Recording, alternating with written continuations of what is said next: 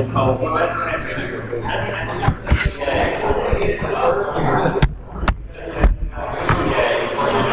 Hey, how's it going? Good to see you. Yeah, you too.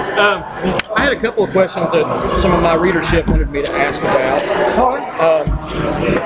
And I didn't know if you were the one to grab, or maybe I'll try. Maybe get Dennis on here. Well, you might want both of us.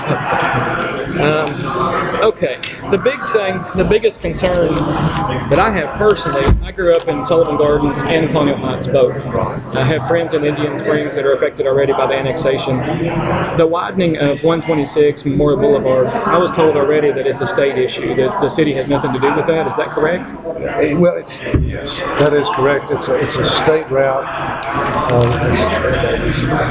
TDOT keeps us informed. They've been with the community a couple of times, sharing different alternative plans, and we've provided input along with the citizens.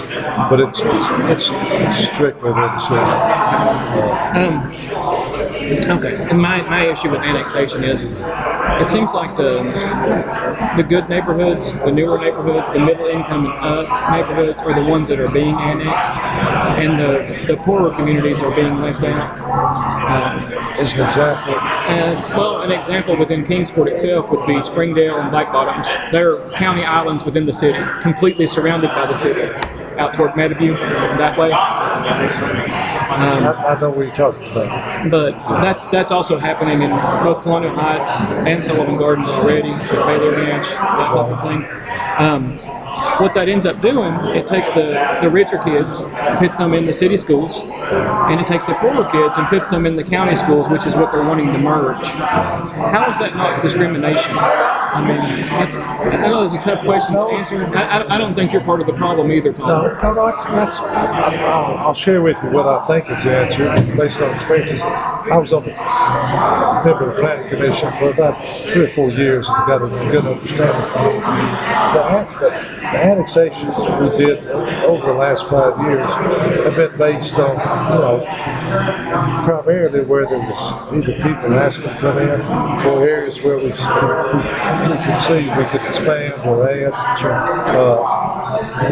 In terms of, I'm absolutely convinced that we didn't give any deference to economic impact with our annexation.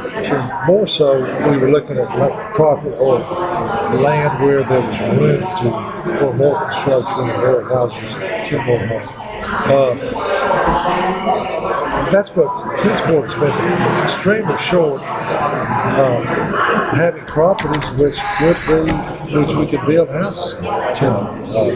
So that's what we've been doing. And as far as economic, balance and students from county, city, mergers, Kingsport really has a disproportionate, large number of young people, students from low-income homes. Sure, but that's been part of the city for a long time. Yeah. I mean, the newer annexations are focused on the newer neighborhoods, something that hasn't been developed yet, but it's got a name on it, and they're going to start building soon. And that's probably true. And it's based on need and the worst thing about that is when you talk about Sullivan South being merged with Sullivan North. I went to Sullivan South, and academically for 25 years we have beat Dobbins Bennett every year academically. We beat them in football a few times. My senior year, I remember. I was there, and it was great. Charlie Bird's son was quarterback. Yeah. My father-in-law was the principal, so Sullivan South's a great school.